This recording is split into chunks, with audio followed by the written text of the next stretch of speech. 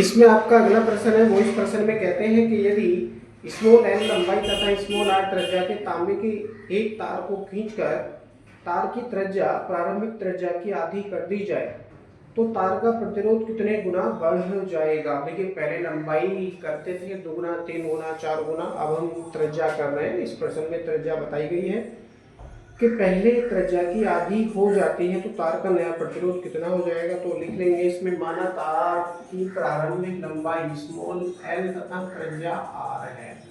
खींचने के पश्चात अब इसका क्षेत्रफल भी आप समझ लीजिए, लंबाई एल हो गई, त्रिज्या आर हो गई और इसका जो क्षेत्रफल है वो ए हो गया। खींचने के पश्चात इसकी त्रिज्या आर डैश, क्षेत्रफल ए डैश और लंबाई एल डैश हो जाती है, तब क्या नहीं बदलेगा, खींचने के पश्चात उसका आयतन नहीं बदलेगा, तार को खींचने के पश्चात उसका आयतन नहीं बदलेगा। अब क्षेत्रफल के पदों में आयतन का सूत्र होता है A/L। इसका प्रारंभिक क्षेत्रफल आयतन हो गया, बराबर क्या होगा, A dash into L dash. ये तो लाइन हम यहाँ से सिद्ध कर सकते हैं, A dash into L dash. या फिर एक और लाइन आप लिखो, अभी मत आप करो इस चीज को, क्योंकि त्रिज्या यहाँ पर आधी हो रही है तो त्रिज्या आधी होने से सबसे पहले उसका क्षेत्रफल आप याद कर लीजिए। प्रारंभिक क्षेत्रफल क्या हो जाएगा, इसके अकॉर्डिंग प्रारंभिक क्षेत्रफल हो जाएगा A equal to pi r square हो जाएगा। दूसरे शब्दों में यदि A डैश इक्वल टू क्या हो जाएगा, पाई आर स्क्वायर, और आर कितना हो रहा है यहाँ पर, आर अपॉन 2, क्योंकि आधी हो रही है, त्रिज्या की आधी कर दी जाए तो इसके स्थान पर क्या हो जाएगा, आर अपॉन 2, इसका क्या हो जाएगा, होल स्क्वायर। तो A dash equal to pi r square बटे 4, आर स्क्वायर अपॉन 4। अब देखो पाई आर स्क्वायर किसकी वैल्यू है, पाई आर स्क्वायर है A की वैल्यू, यानी इस पाई आर स्क्वायर के स्थान पर हम A का प्रयोग कर सकते हैं, तो हो जाएगा A dash equal to A upon 4। यानी यदि उस तार को खींचकर उसकी त्रिज्या प्रारंभिक त्रिज्या की आधी कर देंगे तो उसका क्षेत्रफल 1/4 यानी A अपॉन 4 हो जाएगा। ठीक है, तो ये हमने ज्ञात कर लिया। A के स्थान पर क्या रहेगा, A रहेगा, और A डैश के स्थान पर क्या हो जाएगा, A अपॉन 4 हो जाएगा, A अपॉन 4 हो जाएगा। अब खींचने के पश्चात उसका क्या नहीं बदलेगा, आयतन नहीं बदलेगा। अब जब उसका आयतन नहीं बदलेगा तो इसको लिख सकते हैं AL equal to A dash L dash हम यहाँ लिख सकते हैं।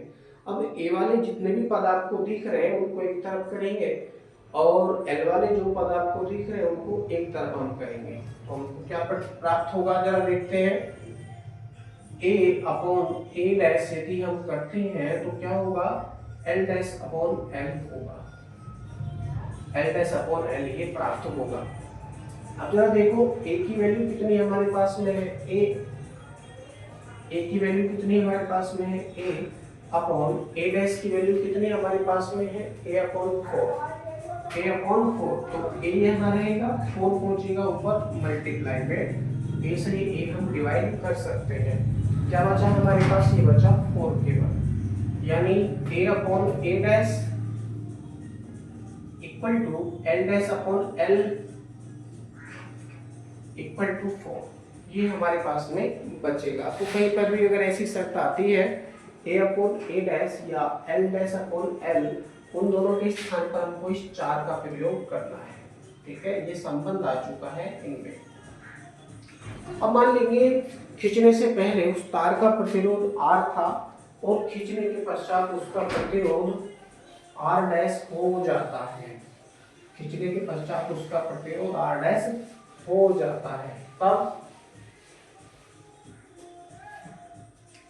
कर लेंगे इसको, हो जाएगा R equal to rho L upon A, इसको समीकरण नंबर आप 1 बना लो। इसी प्रकार से खींचने के पश्चात उसका प्रतिरोध R डैश हो जाता है, तो रो L dash upon A dash, इसको समीकरण नंबर आप 2 बना लीजिए। कोई सी भी समीकरण से कोई सी भी समीकरण को आप डिवाइड कर दीजिए जिससे आपका मन करे। मैं क्या करता हूँ, समीकरण 1 को 2 से डिवाइड कर देता हूँ तो कुछ कटेगा, जो कटेगा काटेंगे, यहाँ कटेगा केवल रो से रो कटेगा और बाकी कोई चीज नहीं कटेगी। तो r upon r dash equal to क्या बचेगा हमारे पास, l upon a into a dash पहुंचेगा ऊपर, बटे में आ जाएगा l डैश।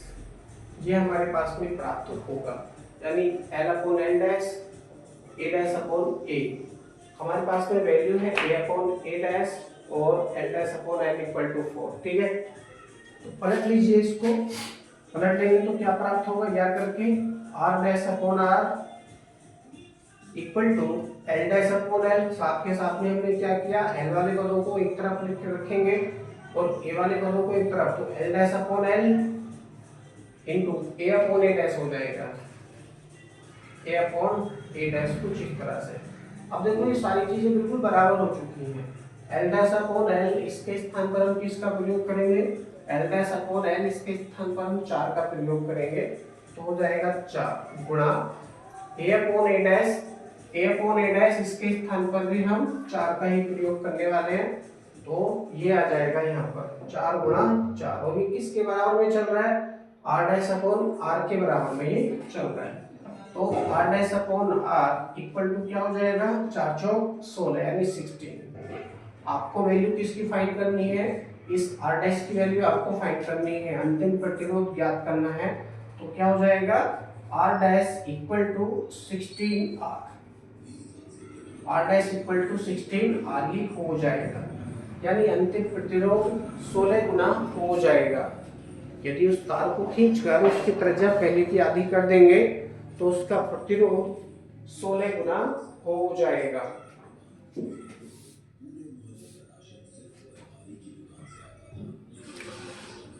अगला प्रश्न है, वो इस प्रश्न में कहते हैं L लंबाई तथा D व्यास। चलो ये तो आपने समझ लिया, बहुत अच्छी बात है। यहाँ आने के पश्चात ये प्रश्न आपका कंप्लीट हो जाता है। अब हम आगे चलते हैं नेक्स्ट क्वेश्चन पर।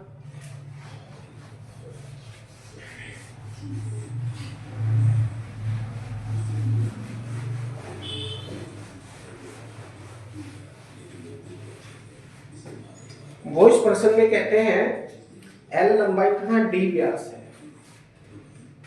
L क्या हो गया, लंबाई हो गई है, D क्या हो गया, व्यास हो गया, तो त्रिज्या क्या हो जाएगा, R equal to D upon 2 हो जाएगा। त्रिज्या हो जाएगा R equal to D upon 2। कहते हैं व्यास के चालक के सिरों के बीच विभवांतर V स्थापित होता है। वोल्टेज क्या लग रहा है, V लग रहा है। चलो वोल्टेज V स्थापित हो जाता है। चालक में वैद्युत क्षेत्र E तथा प्रतिरोध R किस प्रकार प्रभावित होते हैं। चालक में वैद्युत क्षेत्र E तथा R प्रतिरोध R किस प्रकार प्रभावित होंगे जब V को आधा कर दे तो और D को दुगना कर दे तो जरा देखो, पहले कंडीशन में है जो इसका पहला खंड दे रखा है क्वेश्चन का, सूत्र क्या होता है, E equal to V upon D, equal to V upon D के अकॉर्डिंग यदि क्या कह रहे हैं वो V को आधा कर दें। पहला खंड है V को आधा करते हैं,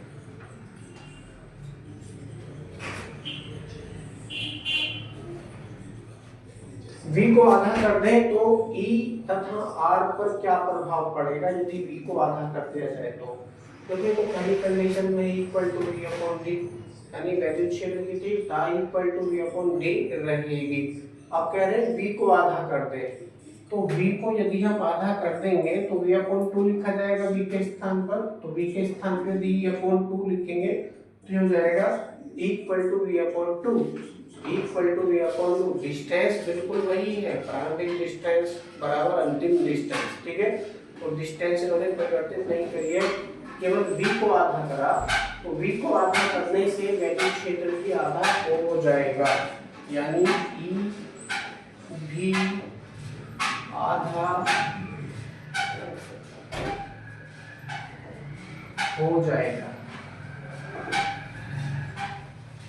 E भी आधा हो जाएगा। अब देखते हैं प्रतिरोध पर क्या प्रभाव पड़ेगा।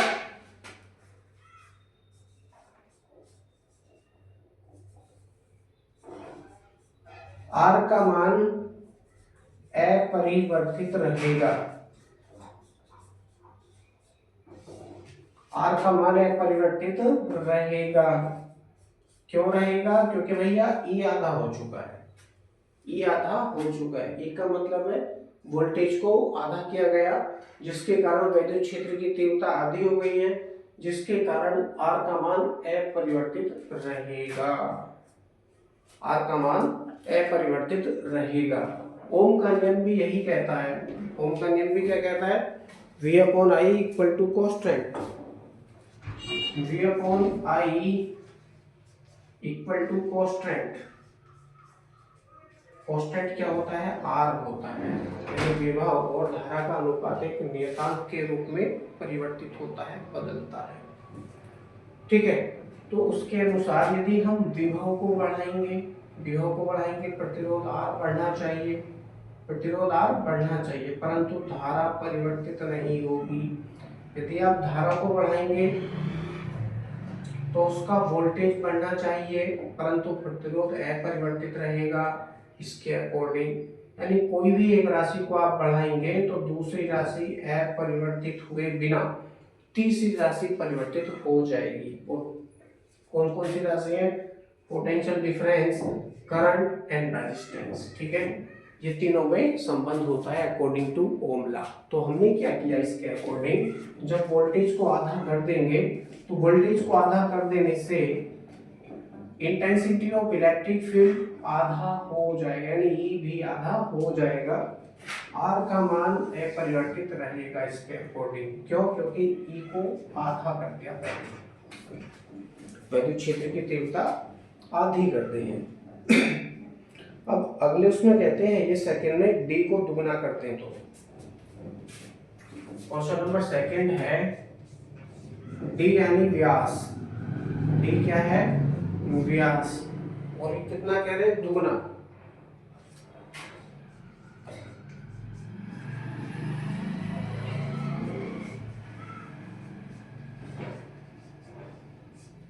यदि D को दुगना कर दें तो, यदि D को दुगना कर देंगे तो उसकी त्रिज्या भी क्या होगी? दुगनी हो जाएगी, सीधी बात है।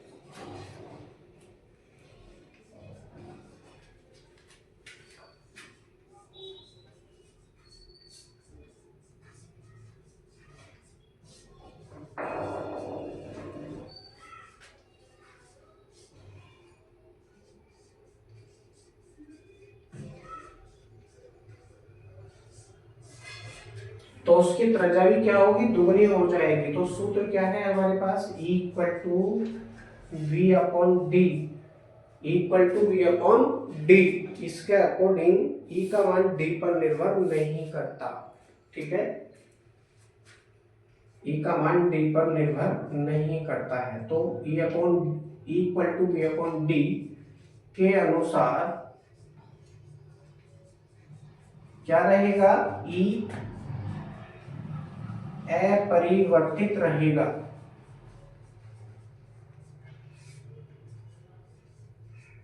E क्या है? अपरिवर्तित रहेगा। ठीक है,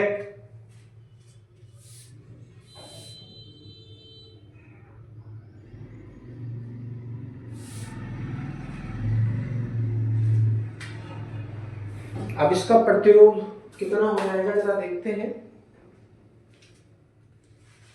अभी हमने सिद्ध किया था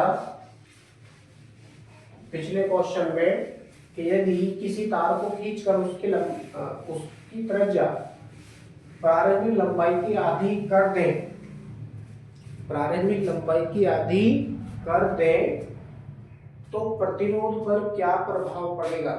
तो जैसे ही हमने उसकी त्रिज्या को आधा किया था तो प्रतिरोध कितने गुना हो गया था? 16 गुना हो गया था।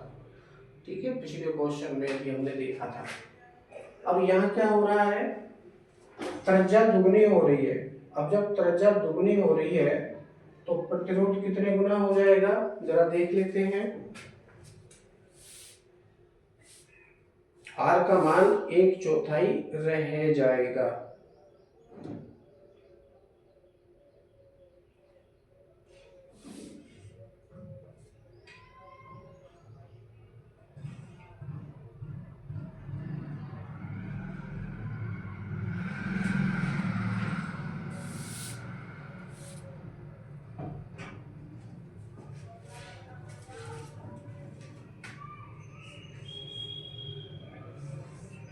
R proportional 1/r²।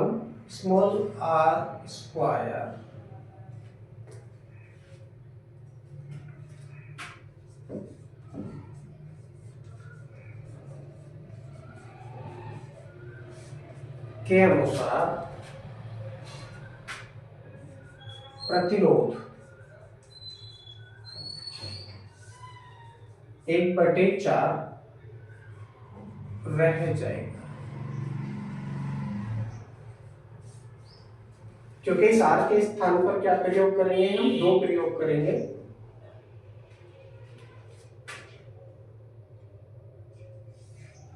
और जब 2 प्रयोग करेंगे 2 दूनी 4, तो 1/4 ही हमको प्राप्त होगा, 1/4 रह जाएगा। तो यहाँ आने के पश्चात ये प्रश्न आपका कंप्लीट हो जाता है।